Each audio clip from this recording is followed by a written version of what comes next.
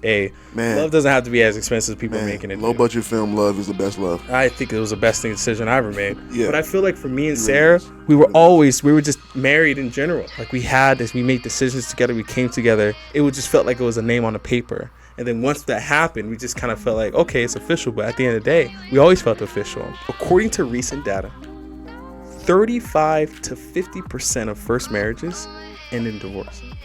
And this is how you know you're submitting to God. Your wife submitting to you. This sense of misery loves company. Man, it loves it. It needs it to. Misery needs company to be misery. In order to appreciate life, I've been shown that you're going to have to learn to appreciate going without what you have currently. One of the things I'm really curious about is this like newfound kind of like future. Because I remember when me and Sarah first got married, right? And like we came back home and because we went to the courthouse and I was with my family. Smart. It was cheap. Smart. I have to say, Smart. man, listen, love doesn't have to be as expensive as people Man, making it. low budget film love is the best love. I think it was the best decision I ever made. And so I was really excited because I had the most important people I wanted to be there, you know? But the one people that wasn't there, which was her parents, right? And it made me feel really really bad because her family's out in Korea. And one of the things I always wondered, because we sat there and we were thinking like, what should we do? You know, like what's the best way to celebrate, you know, like us getting together and like us like, you know, kind of putting, right? What we felt like, man, actually like every day has felt like a celebration.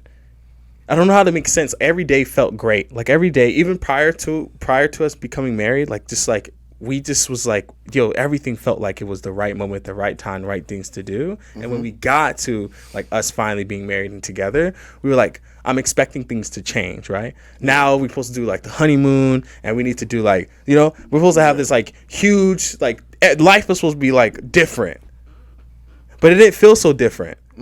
Right? I'm curious for you, you know, for me, for at least for me and my personal standpoint, marriage doesn't feel as different. I think if you live like you're married beforehand, I think that is what I realized, that if you come from a world where you're operating and acting like you're single while you're with someone, and then you get married and the next day you're like, okay, you know, now I'm with someone, right? I feel like that's dangerous. Yeah. But I feel like for me and It really Sarah, is. we were just married in general. Like we had this, we made decisions together, we came together. It would just felt like it was a name on a paper. And then once that happened, we just kind of felt like, okay, it's official. But at the end of the day, we always felt official. So I'm curious on your dynamic. Do you feel like you guys' marriage was like a transition from, hey, we're now singles, you know, but now we're going, not single per se, but like kind of that mindset, like, hey, there's always other options, versus now married, like, hey, you are my option? Or do you kind of feel like the same, like you transition into this married life already realizing like, no, this is it. Like, this is the person I want to be with. Well, we were acting married before we were engaged and all that. So I'd say that the dynamic has just intensified, you know, because it's like there's no running. Like our generation likes to run at the first sign of hard times. And that's something that I struggle with. And that's something that she also struggled with. So I'd say it's gotten more from melodic to harmonious. Like we were both sounding good together, but once we start coming in harmony, now our sound is different. Like we just move differently. We're constantly changing. So it was like, yeah, from a state of courtship to a state of growth, to a state of pruning, because it's hard, but that's the thing. It's like God even tells you it's hard. It's in the Bible. He says every day's going to have its troubles. So for you to sit here and be mad like that your marriage is hard, just shows that you're not really mature enough to handle your situations at hand, which I've learned.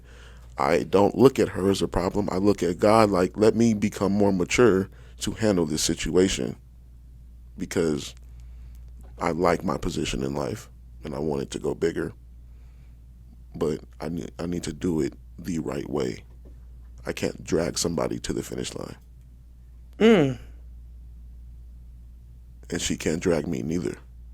So let me And ask that's you. also big too. Nobody can drag anybody to the finish line. You must go to it in unison, like you're holding hands. Because, like, also it's something that I probably didn't write about because I was probably saving it to talk about. That's my biggest fear in life is we get to the end and I see her go to heaven and me not go. Mm. That's a possibility. Yeah. And vice versa. I don't want me to go and her not go. Yo, that's deep. Yeah, so it's like, so that's why I say stuff kind of intensified. So let me ask you this, right? So you have put essentially a target on your back, right? If you look at the dynamic of America right now, I just pulled up a statistic, and I'm curious in your thoughts. According to recent data, 35 to 50% of first marriages end in divorce. Now, do you think the second marriage is worse or better if they get remarried?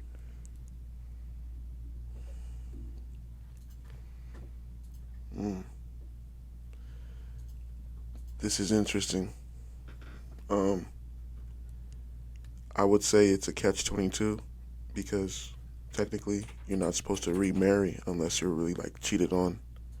Sure. And if you're just out there divorcing because of just silly reasons or reasons that are not detrimental to life, health, or death, you know what I'm saying? Then by default, your next marriage is going to be hard. And you are accurate. 70%, 60 to 70% of the second marriage end in divorce. See? And What do you kind of feel, right, what do you think is one of the biggest reasons, right, for marriages to be successful, right? And I think it's like a lot of young people are having a really hard time finding partners, right? We kind of live in a very digital world. So the human interactions that you're having with people, the dynamic of individuals meeting at the club, meeting at church, meeting out and about, right, is less now. More people are on their phones. More people commute while driving. So they go from their AC house to their AC car to their AC building back to their, right? And a lot of company policies don't require, hey, you're not allowed to date inside the office. Yeah. So a lot of people just don't find partners. And if they do, they find it out with friends. You know, maybe they may get like, Yeah. right? So one is really difficult to find a partner. But when you find them, what makes it even more harder is that we're so divided on a lot of things in the world right now. It's very hard to find someone with the same worldview as you find them. So I'm curious, what do you think is going to be the biggest thing that you're going to be kind of like working on and/or, I have my opinion. I'm curious to see if it matches yours. Yeah. On what makes marriages really stick, work together. So my marriage is going to be like, Grandpa Rufus and Grandma Geraldine. They've been married for 60 years. And it's because they believe in God. Sometimes it's crazy. I might get emotional, but I just get emotional talking about God because it's just kind of beautiful how he has this all set up. So the reason why we're going to last, me and my wife will last, is because we believe in Jesus. So therefore, we both have to come in agreement in our own ways to what he says about us individually to make us as a union work. Because men have to submit too. People just think it's just a woman thing. Nah, men have to submit to God. And this is how you know you're submitting to God. Your wife's submitting to you. Straight up. Because he's going to tell you how to talk to that woman. That's his daughter too. So having the same worldview around faith, it's a big dynamic. Yeah. To why you feel marriages last. Straight up. I think that's some truth to that. Yeah, because it's like it's coming down to like where in this day and age we don't have time to be divided over this, that. There's too many things to be divided about. So much there. So essentially what we do is bring the issues that are having people divided We see what God has to say, and then therefore we see where we stand. And it's going to be tough. And that's why it's called faith, because it's going to test you. So it's going to be like, if you believe in this, then you have to stand on this side. And me and my wife know that standing on this side puts a target on your back and also is not the easiest side to stand on. But like I said, we want what Grandpa Rufus and Grandma Geraldine want, because I've seen relationships like that go through the thick of it. And the only reason why they come out of it is because God brought them both to the finish line.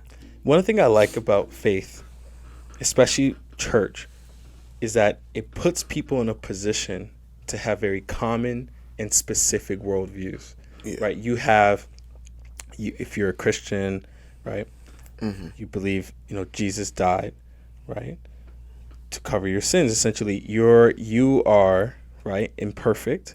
Mm-hmm. But there is someone who is perfect, and that perfect's going to lay his life for everyone else. Then shoot, man, we got to live to the best of our ability to make sure that not only do we follow in his footsteps, of course, we're imperfect people, we're going to make mistakes. But as we continue the practice, right, our goal is to make sure that we just stay within the commandments, and that'll lead us to heaven, right? Yeah, like you'll fall in the mud, but don't play in the mud. Yo, that's like, jeez, man, my God, these should be shirts, bro. We're gonna get dirty, but don't stay dirty, and just know that you're gonna get dirty again after you undirty yourself. But at the same time, as long as you live that life of we're never going to stay in the mud, like, you should be cool. So this brings me to I'm going to take it a little bit farther back. Mm-hmm. Divorce rates used to be this high. It used to be much lower. Everything was like back in the 80s. Actually, don't quote me on this, right? But that's what we're gonna do. Yeah, right? I think that was pre-sexual revolution. Yeah, prior to. Because it hasn't stopped. It was 20. We still in it. In real terms, this means that the size. Oh my gosh, it was down 50%. So, oh my gosh, almost nothing. It was like 20%. But it was you were better off being married. According to those stats. Depending back in the day, you were better off. I mean, most of them about houses, you're able to work together. There's a lot of things that can come around, right? But also right now we're on women's freedom, given the ability for them to be able to, get away from their abusers and pursue it. But I want to talk about this because I believe that during this time, I think as Americans, we were very much more faith-oriented, very community-focused, right? You knew your neighbors. You would talk to them. You would interact with them. You would see them at church, or you would see them at the school or gathering or social gathering, right? You would be able to fellowship, right? We call it, right? Talking together, communicating about whatever's going on in their life, to be able to let it go. But now it feels like, as connected as people are, you're very much more disconnected. And what the algorithm says, it's going to show you some things. Like, I'm not going to lie, I'm on my phone, and I'm seeing girls twerking all the time. I was like, why are they attacking me? Why are they sending And so, but that's also, right, me. Because it's not like the algorithm is pushing it on me, right? It's me who's, looking at the post or liking some other certain thing, right? Yeah. Right? This is going to push content to that side of the brain, right? Yeah. And so it really is a discipline that you have to try to get yourself to not fall in that ways. Do you feel like it's possible to be able to live a life of virtue, right, but not follow God, to be a successful marriage, right, but to not do it through faith? Do you feel like that is, because you mentioned like that was like the biggest thing that's going to hold you two guys personally together, but you think it's possible for something else?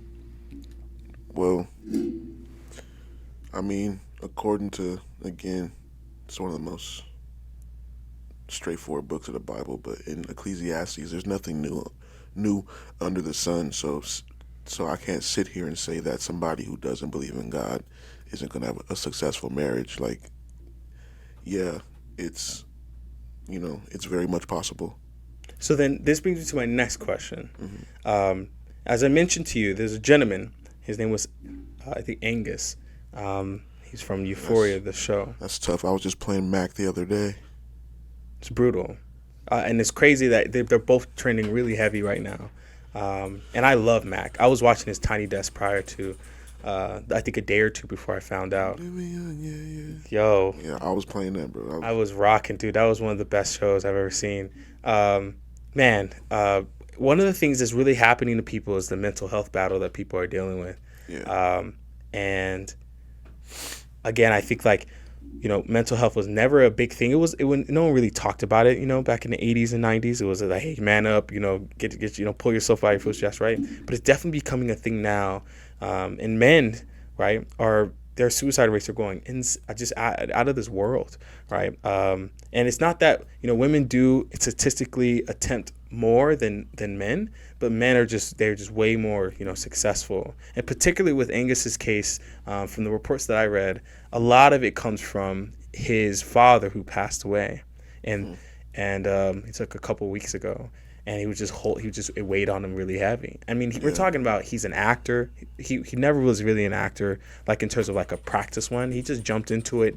Dude, the first 2 seasons, everyone loved him and his character, what he was doing. Yeah. He was part of some other shows as well.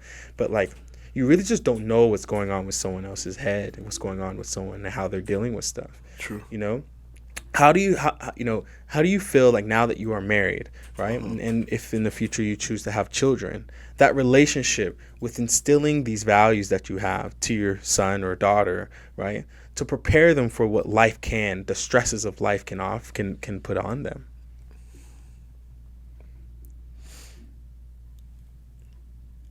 Rephrase that one more time for me. Sure. I feel like there is times where people, right, especially, as you get married, of course, you enter into fatherhood, right? Yeah. And or you're talking to the community, like we mentioned. You have this, church or whatever spaces. What values do you think is really important to instill in someone to prepare them for like again, we talked about these attacks coming, Yeah. right? To prepare them to be mentally strong during those hard times.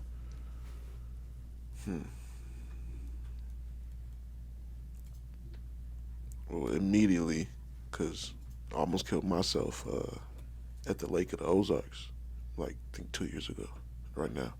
And what pulled me out of that, I'd say immediately, y'all, family. Call on family. It sucks, but you gotta open up, and that's the worst part. Because if you don't open up, that's the battle that the devil fights. It's in your mind. He's going to flood you with stuff. Like it's in there that if you get rid of one thing and then like welcome it back, it comes with 7 more things to deal with. So imagine doing that. Like, you get rid of one bad way of thinking, then you go back to it, then all of a sudden that bad way of thinking has now 7 more lies that come with it that you now have to fight. Now do that for a week straight, and your dad just died. It's like you have to talk to people. That's what Smile More is for. I literally exist I'm an open DM. Talk to me. Reach out. Like, because that's what I know at least saved me. Because when I was on the brink, I thought of my mom. Immediately. My mom. And something else. I'm sorry I said family first, but you need your faith because it's going to give you the values to stand on in those times. Because before I pulled the trigger, God was telling me that, like how this works. You're giving me an incomplete test. You know how that goes. And I've turned in incomplete tests in my past. Me have too. And I know the feeling of going up and knowing I'm giving you a fail. That's what he was showing. Like, this is what you're doing. Like, he's like, I couldn't even grade it if you wanted me to because you're relinquishing it. I was like, and then mom, and then brother, dad, You know what I'm saying? And then he starts showing me the way out. And ever since then, I've been really pushing my brand. So, That seed has grown. yeah, What could have been a bad harvest, yeah, you took the opportunity to convert it to something where you can actually to help pull others who may be going experiencing something. Dude, yeah. that's such a profound way to experience that. To And if go you through don't that have life. family, friends, For sure. but the thing is, those friends, like, watch this. That one friend that is like corny to you, goes to church or whatever, posts those weird posts, should be your best friend. That should be the homie. Straight up. Preach. Like, I'm telling you, that's what the world wants you. It wants to make you think that that person shouldn't be your friend or that person is weird. No, no, no, no, no. That person is going to talk you off the ledge when you're standing on it. Not the one that's at the club with you. Mm. He might jump with you first. You know what I'm saying? This sense of misery loves company. Man, it loves it. It needs it to. Misery needs company to be misery. Misery needs company to be misery. Yes, because you start, you want to look at me. Look, I feel bad. Look how miserable. Don't you feel bad for me too? Now you're into it. Oh, look at them. Oh, oh. Now you're in that way of thinking. Now you look. No, now you start to look at your life, and they just pass it on to you. I think there's a sense though. I think there is a sense where when despair hits, I think despair is one of the most intense words, right? Because that's like you have kind of like, again, the hope and faith, and then you have like despair and anguish, right? You have these like for I real. felt it 2 times in life. Jeez, man. I don't think I ever got there, but I used to have a really tough relationship that I was in prior to the relationship I was with my current spouse. And we dealt a lot with the problems of trying to figure out that kind of mental battle, right? I have seen people who try to commit, and had to pull them like, yo, listen, look, you don't think there's options, right? It's really hard to see them. It's really hard. And to be honest with you, right, life right now, you have probably all the validation to say, hey, look, this might be the end. But one of the things you have to always remember is that you are the most important person to you, to take care of you and to help you, right? What we want to do is we want to surround you with other people, right, who are really healthy, right? Because showing you what healthy life is living and how happy that situation can be can give you a sense of feeling of like, I can be that too. But when you're seeing around other people who are despair and misery and everyone doesn't like the life that they have, then of course, how could you like it? Because all you're surrounding yourself, all you can see is darkness, right? Mm-hmm. Give yourself just a candle. All of a sudden, your hope is changed. Put 2, 3. You may not even been on fire yet, but trust me, when you get close enough to them, you're going to catch on fire. It may not start right now. It seems like you're in, like, but surround yourself with people, with healthy individuals, and that can change the whole dynamic in space. And that's what I think has been the kind of premise of this show is about surrounding yourselves with people who are really making a difference, whether not just like to the universe, okay? Yeah. Just to themselves. In their own little small niche. Even if it's just themselves. That self work, man, get yourself close to that. Someone who's just been focusing on themselves, right? Mm-hmm. And just like the betterment of trying to make sure they're the best version of themselves they could possibly be, they'll catch fire. Yeah. And someone who has faith behind them, a whole God to push that wind to blow it, you might, might be careful because you might, might scorch the earth here. I never knew that you battled with that. I never had any demons. I can't relate, but being around it, man, it's something to deal with that alone. It seems like you were kind of like, No, I wasn't by myself. I was with ex, and it's just like, Mm. you know how I said, like, just the flood of lies. I kind of just got hit with a bunch of just lies at the same time. So we're at the Ozarks. I have my 9 on me because I worked as a guard, so I could carry, but I don't know if it was even legal to bring it, but I didn't trust anybody out in the Midwest. So I was gonna find out later rather than just find out. So and my phone didn't have service. Me and my dad weren't talking. Like for a while, even prior to that. So Father's Day Mm. was also near my mom's birthday, and I couldn't talk to any of them. And I was with people I didn't want to be. I know I wasn't going to marry this person, which was a constant reality. I kind of hit dating people. I'd always get the whisper, "This isn't her," Mm. or "You have 2 weeks." Mm. Yeah, or end it now, or I'm going to end it harder. And it would happen. And I'm like, this is. So I just know, like, yeah, this is not my situation. And I couldn't reach out to anybody with no service. Like, I was under such attack that I thought that everyone was watching me have a bad time. Mm. Like, I'm trying to have a good time, and every time somebody tried to like cheer me up or try to do something, I felt like it was out of pity, and I felt offended, and even more closed off now because I'm like, oh, they see I'm having a bad time, so they're trying to be nice.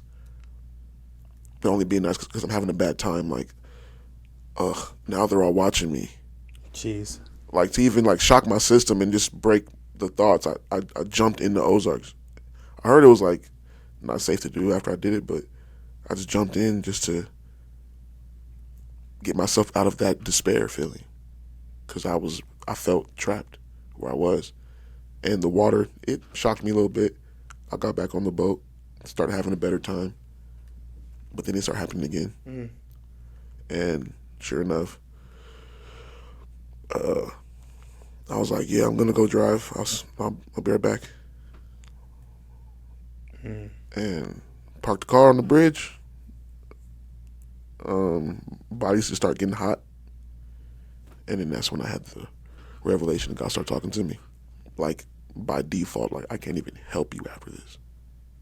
Just so you know, even if I wanted to, I can't because of and simply also because of all you know. You know, like all you know already, which I know enough. He's like, and I'm like, yeah, you're right. Because if you're ignorant, it's different. But since you know, it's like, what can you know? Man, Jeez, man. Geez, that's a hell of a question. One of the things I battle a lot with is both of my parents have masters in psychology. They're marriage and family therapists in a way. They have studied and practiced the craft. But do one of the things they that still do it? um, they have to renew hours apparently, but they're I guess in general, you know. But one of the things I find is really hard is that both my parents are separated, and I feel like Same. it's interesting because they're in the craft of helping people stay together, but also being in the situation where they weren't. It's tough. Isn't it? It puts you in a position where it makes you feel as if like, Are you qualified? yo. But I heard my father say something recently that really kind of like that like just shocked my system, and it was a little bit of like he's like, you know, I wish I had more patience with your mother. It's like interesting, such an interesting thing. Hey, just I wish I had more patience. It's that clarity. It's like I don't know because like my life, when my parents got separate, I never really felt much, but I did have one really I don't know what it was. It was like this feeling just like creep over me, and I was talking to a girl I was talking to at the time, and I was telling her like, yo man, I'm like in the, I just don't know why, but I feel like a lot of their like this next season something's like it's gonna be about me. like not I know the dynamic my parents getting separated is not because of me, Yeah. but I know this next season that they're gonna go through, it's gonna be because of me. And I told her like I was telling her like, man, I feel like I don't know who to choose.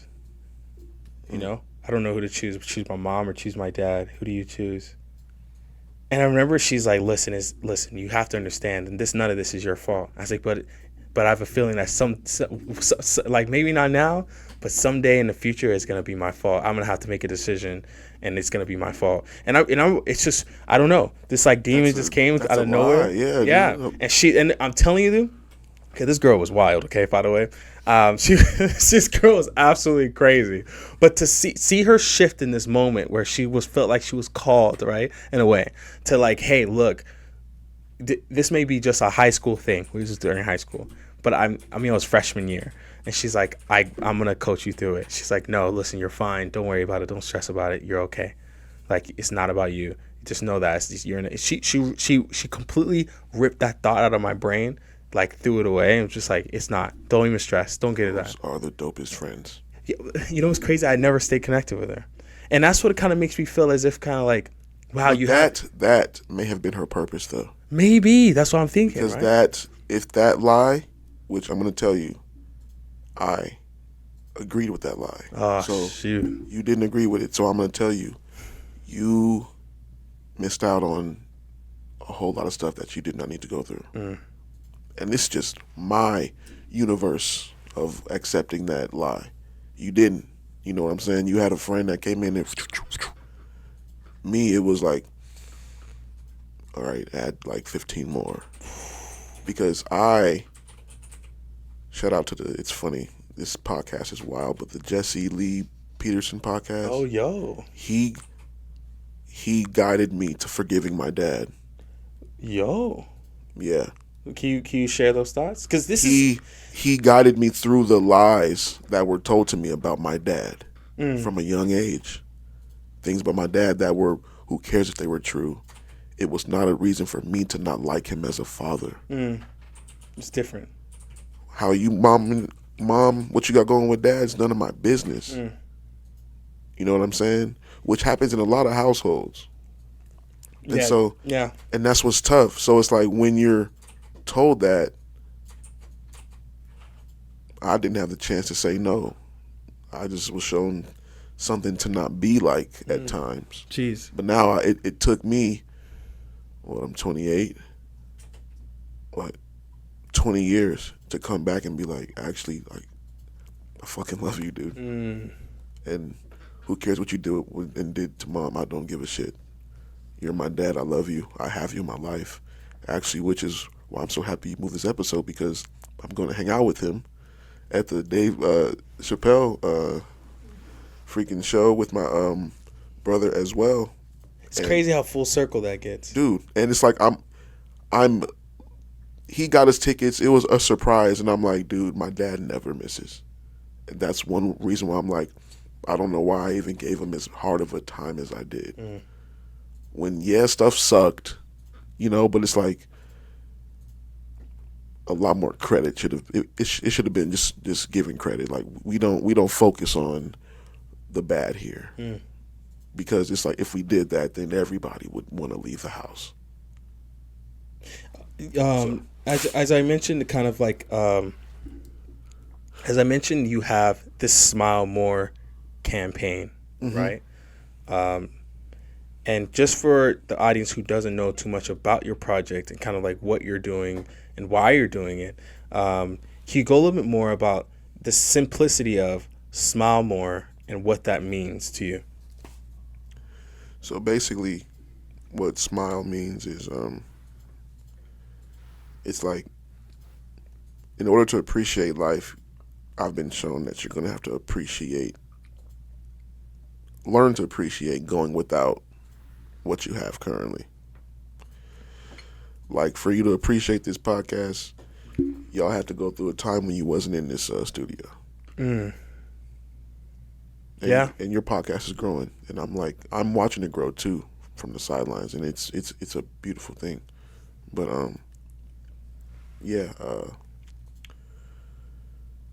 Sorry, I lost my train of thought on that one. Oh, you're good. I think I But appreciate your comment. yeah. Growing something is not easy. I mean, smiling is not easy for some people. So yeah, so like what it means is like, okay, so in order to appreciate what you have in life, you have to know what it's like to be without. Mm. So I love and appreciate my wife because I know what it was like without her. Mm. I love and appreciate where I live because I know what it was without a house. Mm. If I were to tell you 6 years ago I was sleeping on a trap carpet with bugs crawling on my leg every now and then while going to 2-a-days in practice. Mm. Like if you told me, hey Todd, stuck it out, man, you're gonna have a wife, a puppy, and all this stuff, and you'll be back in sunny California, I would have laughed at you. Like, what are you talking about? You sound crazy. Yeah. But yeah, because SMYLE is actually an acronym, and it stands for the struggle makes you love everything. So you going without is going to make you appreciate even more the times that you have when you have. So Deep. just building that principle helps you go through hard times. I just posted a meme. It's funny. I be kind of been leaning on Ric Flair Yo, shout lately, outs to Ric Flair. man. Because there's just this principle where, like, God is going to make it hard on you, and it's called discipline because He disciplines the ones He loves.